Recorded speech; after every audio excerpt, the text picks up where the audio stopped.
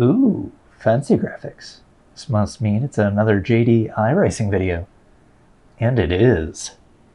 We are back here at Poconos and the Tricky Triangle, and we're here in the Camping World Trucks.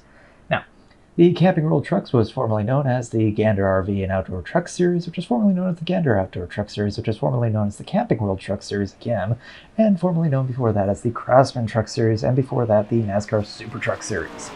Basically, these are stock cars that look like trucks. Pretty cool. We've got Toyota, we've got Chevy, we've got Ford, and ooh, fancy graphics. Yeah, I've gotten really fancy with the graphics. So as you see, I have live timing, I even show the standings. I actually just recently got race laps, and sorry for the mouse going over it, but I didn't realize that till I was already editing, and I didn't want to bother going back and recording. You can deal with it, it's fine. Basically, I got race laps overlays, and they do some pretty cool things here. So we're going to be going around Poconos here. We've already talked a little bit about it in the ARCA Menard series, but these trucks handle a little differently than those. Where the ARCA, I was shifting into third to get around some of the corners. In this one, we are not shifting, we're staying in fourth the entire time. Now we're coming around here to the first turn. This turn is a 14-degree banking based off of Trenton Speedway's turns. Trenton Speedway is sort of an oddly shaped oval that is located in New Jersey. And then we come to the second turn. The second turn is called Tunnel Turn. It is modeled after Indianapolis Speedway. Any one of its four turns, they're all the same. They're an 8-degree banking. And the highest speed corner around here, and then we're coming up to the third corner. Third corner is a 6-degree banking based off the Milwaukee Mile in Wisconsin. And all of them fairly different corners. You take them a little differently. Typically, if your car doesn't handle well on one corner, it might handle well in the other two. You never know. It's always a guessing game. But we laid down a pretty solid time. A 55.3 second time, and that will be eventually good enough for 5th place, which, you know, pretty good in this lobby. This lobby had some pretty fast guys, even though the I rating wasn't particularly high. It was competitive. I mean, the top time was down in the low 55s, which is crazy to get into. I mean, a 55 dead is nuts. Best I've done is a 55.2, and I was pretty much on the raggedy edge. But we get the checkered flag for the end of qualifying, and you know, I'm quite pleased with that. You know, I was doing a lot of races. I was starting in the back, starting towards the front, starting in the middle, and calamity ensued just about everywhere I was. But oh well. Ooh, even fancier graphics. Yeah, I've gone all out. So the pace car is off and we start pulling out. And yeah, I know, awkward phrasing. Oh well. And so we're going to start our parade lap here. We do one lap around this massive, massive track. Now the track overall is 2.5 miles long, which is just over 4 kilometers for those of you in Europe. It has one of the longest straights in all of NASCAR at a little over 3,700 feet, which is... See, now I'm trying to do math in my head. That is actually just about shy of a kilometer. So this track is pretty interesting. Gives you time to think on the straights, but...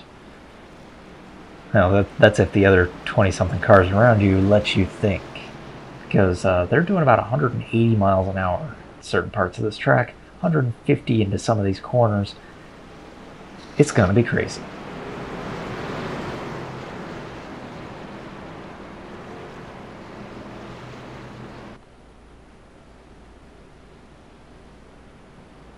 You see number 12 there warming up his tires. I've actually found, you know, doing that doesn't really benefit in the sim. It does in real life. Where it actually helps clean off the tires, clean off the marbles, warm up the tires a little bit, get some heat into them, get some grip into them. But In this, I haven't found any benefit to it, at least not on this track. Maybe it helped me out in New Hampshire last week, which I did race, I just didn't show it because racing there was not very eventful, but, well, now we got the pace car pulling off, and we are going green here at Pocono.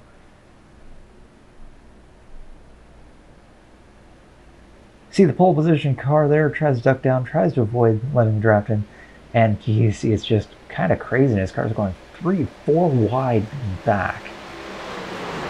But I take the inside here. The number 7 there gives me plenty of room up on the track. It's partly because there's a bump in turn 1, as well as people just don't quite know how much room to give. I appreciate that, because I don't either. But yeah, that bump in turn 1 is rather treacherous. It will send you up the track, so be careful of that. Coming through turn 2, the tunnel turn. It is called the tunnel turn because there's a tunnel under the turn.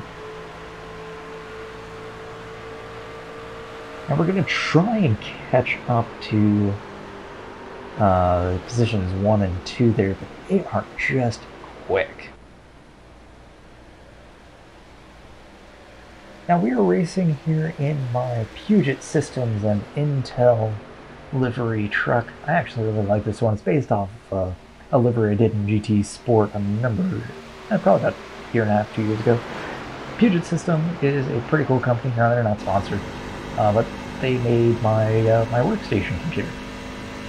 Phenomenal computer. Has a 3080 in it, an Intel i11700K. Thing's a monster. The only thing that's more powerful is the computer that I'm currently editing this video on, because that one's even better. But that's only because I pretty much designed this thing to be basically my workstation computer. But it's got EVGA, it's got NVIDIA on the side, cool motherboard pattern in chrome on the back. I really like the car. And of course it's got Mars Chicken Farm as a sticker on the front. Pretty neat. Now I'm racing in the Chevy Silverado. There are 2 other types of trucks that race in the Camping World Truck Series. There's the, I believe it's the Toyota Tundra and the Ford F-150. And the Ford F-150 is of course the best-selling vehicle. Actually, no, it's the F-Series in general. They're the best-selling vehicles in the world. Ford F-150 is the best-selling truck based on model in America. Toyota Tundra is also one of the best-selling trucks in America. And the Chevy Silverado is also one of the best-selling trucks in America and the best-selling Chevy in America. At least one of. Yeah, the Silverado is their standard pickup truck. In case you're not familiar with it, they don't really sell them much abroad, but they're a good truck. Been in production for decades. And these are all based on the current gen, which is based off the 2018 models. But these trucks, man, they are quick. They're basically the same as the stock cars underneath. You know, 2 steel chassis, big V8s, and fairly simple electronically. I mean, they've got, you know, some basic dials and stuff like that, but other than that, no, there's no assist in these things. Now the number 7 is looking at me. He wants to try and get my place, and I'm staring right ahead, trying to keep first and second, getting too far ahead. They are quick. I mean, he's putting down 2.2 and 0.3 second lap time faster. But I'm also watching my rearview mirror and watching this guy, seeing what he's going to do. He kind of just hangs out back there. But you know, I try to just keep my laps consistent. I don't want to focus too much on the other cars around me. I just want to focus on getting good, clean laps, because you know, the back end on these things can come out real easy if you get on the gas a little too early. You can really mess up your entries into these turns. These trucks, they're no joke. I mean, sure, it's a different kind of racing when compared to, you know, IndyCar or Formula 1, but these things are tough in their own right. People who can really master these things, man, they are phenomenal drivers. I really like the number 7 livery there. It was a cool little, almost looked like a little knick-knack shop for his sponsor. I really like that, so shout out to him if he ever sees this. I don't know.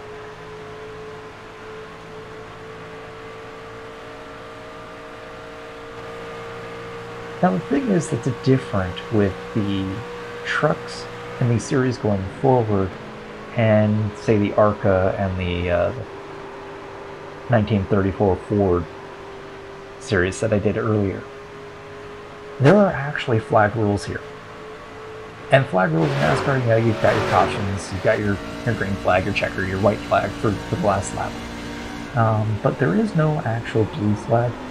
If you're a lap car, you can fight the leaders if you want. They'll get mad at you, but you can do it. And then there's, you know, black flag for penalties, a black flag with the orange circle, which is called the meatball flag by some, for repairs. And so that's actually going to come into play because, well, we've got ourselves a caution. Man, we were just having a good race right there. I was really disappointed. I actually messaged to Seven and said, man, we were having a good race there. Shame we couldn't stay green.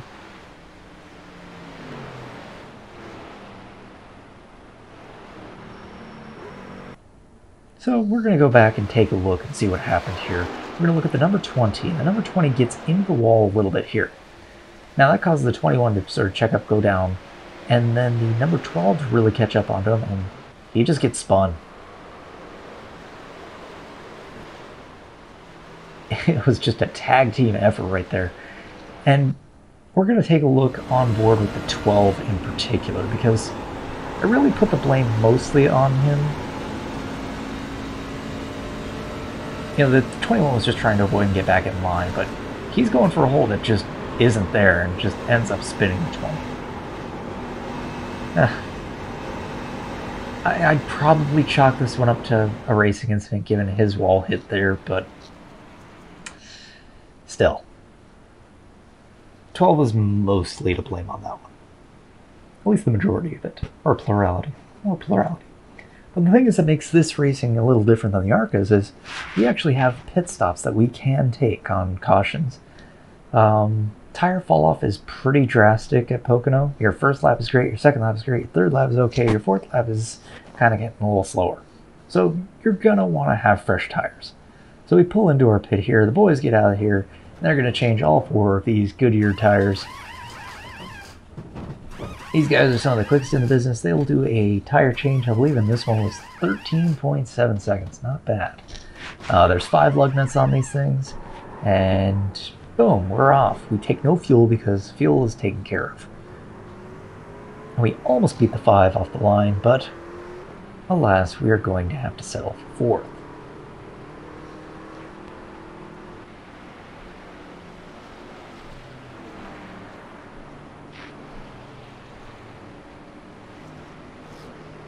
Now, pit strategy in this race is kind of interesting. If the race stays green, you don't pit. If it stays green all 25 laps, it is very ill-advised because you'll lose probably close to a lap each pit stop if you do it on green. But in the yellows, it's probably best to do that. So we're going to fast forward. So we're going to fast forward to the start. Pace car goes in. And we wait on the pole car, and he gets the green flag, and we go. Now, again, the lead car is the one that's always going to control the starts. So he usually gets a pretty good jump. I don't get that great of a start. You see the Mobil 1 car pull ahead of me. And the 7, he is looking hard. But I come to the inside, mainly because now I'm starting to pass the number 15 there. We get the pass done on turn 2, we slot right in front of him. He wants that position back. He's hungry for it. I mean, me getting away with 3rd, that's pretty cool. He comes up real close there. Almost gets into the back of me. But he checks up just enough.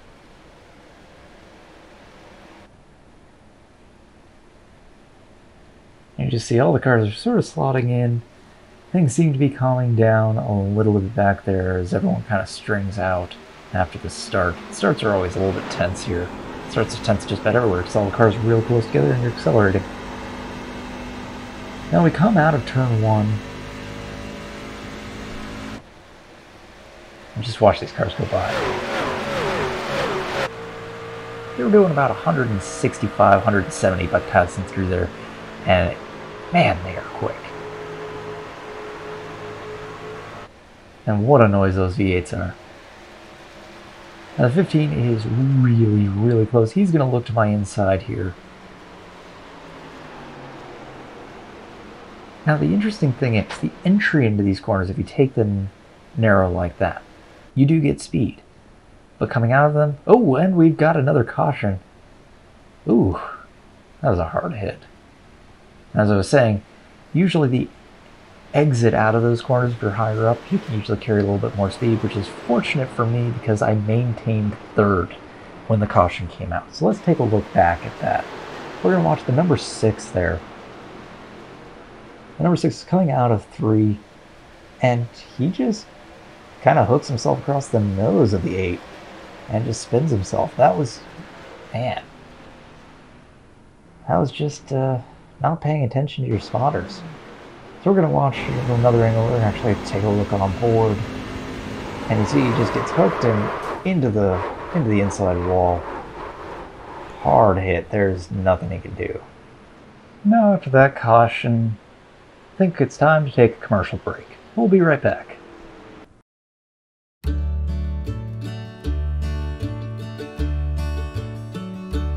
Howdy. When you want your chickens come fresh from the farm and bring it to your table for your family to eat, you want nothing better than Marm's Chicken Farm. Fresh from the farm to your table, nothing but the best to feed your family. That's right, it's Marm's Chicken Farm and JD's Chicken Feed and Tavern. We feed them the best so they taste the best. Official sponsor of GLR Esports. That's right. It's Marm's Chicken Farm is the official sponsor of GLR Esports. This is mainly here just to piss off Cordell because I can. And it's way too much fun. That is an inside joke that has been going on for far too long. But of course, they are always a sponsor on the car. Gotta love them. But we are going to come up here to the green flag the pace car goes in. And we're currently in third.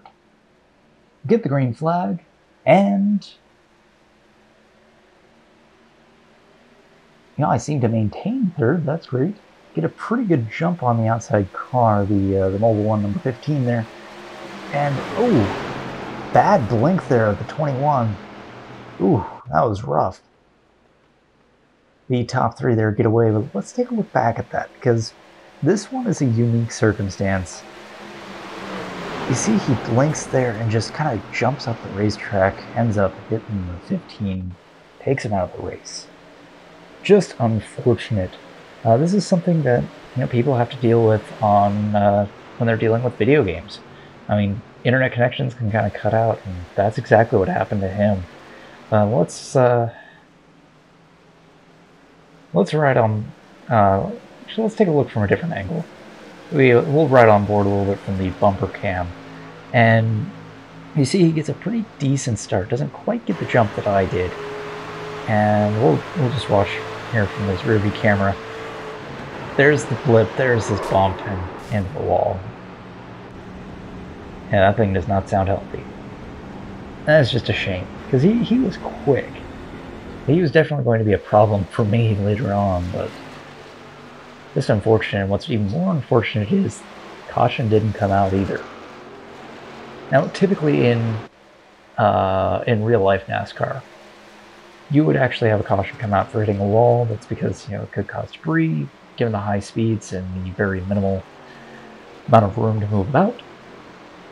They would throw in a caution for that.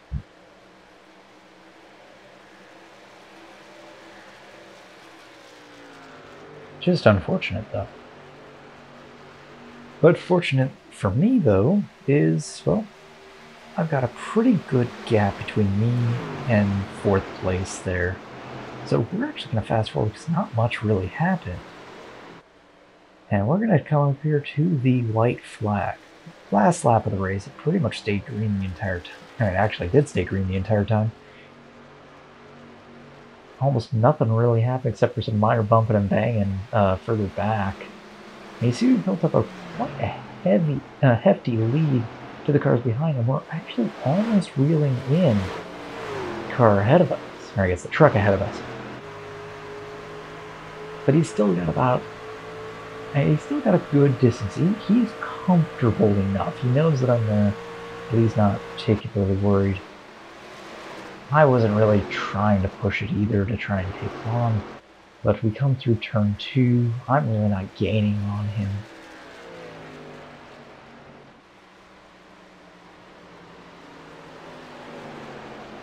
Go through turn 3. I actually had a pretty good run up to him. Shaved about a tenth of a second off, maybe. But alas, I couldn't hold him back, but at least we have a healthy gap there. And we cross the line with a nice podium finish. I'm pretty happy with that.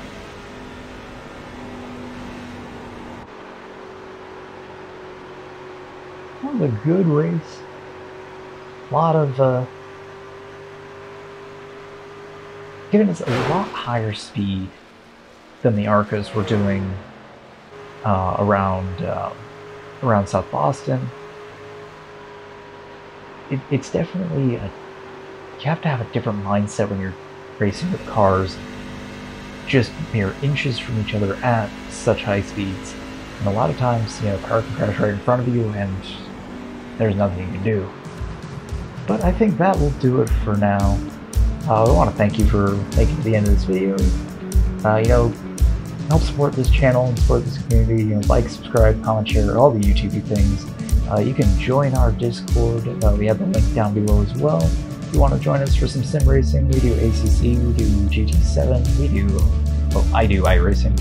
I'd be happy to have someone else join me too. But I think that will do it for now. Have a good evening, and I will see you all in the next one. Bye-bye.